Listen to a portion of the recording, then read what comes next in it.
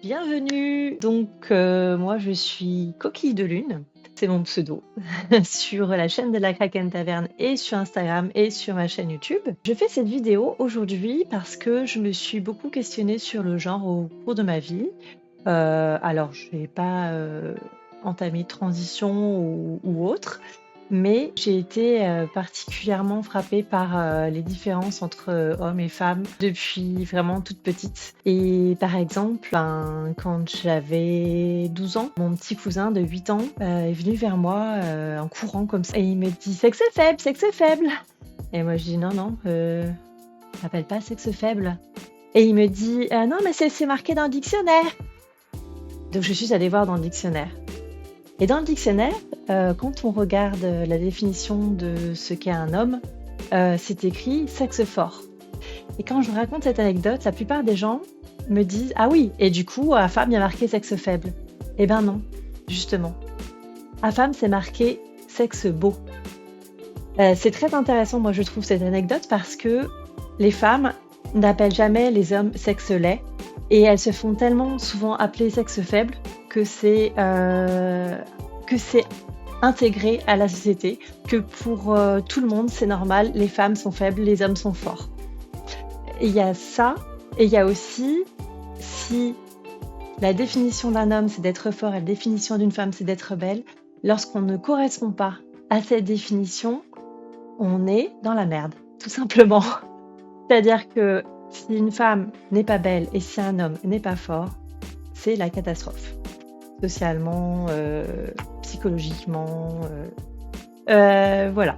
Donc, c'était un petit peu cette anecdote-là que je voulais raconter pour introduire cette interview. Du coup, de deux personnes qui me sont très proches. Et Mouli fait aussi partie de la Kraken Taverne. Et Manu est une personne avec qui j'ai été en relation avant sa transition, bien avant. J'espère que vous serez aussi captivés que moi par cette interview. J'ai vraiment pris grand plaisir à les interroger, à leur donner la parole sur ce sujet.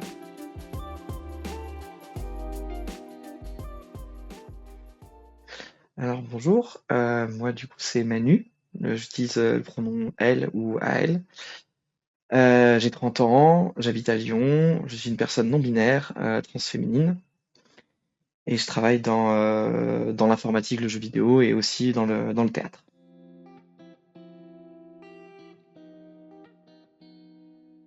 Pour me présenter brièvement, vous pouvez m'appeler Mouli. J'ai 30 ans, je suis programmeuse UI chez Behavior Interactive, donc à Montréal. Et dans mon temps libre, je suis aussi streameuse pour la Kraken Taverne.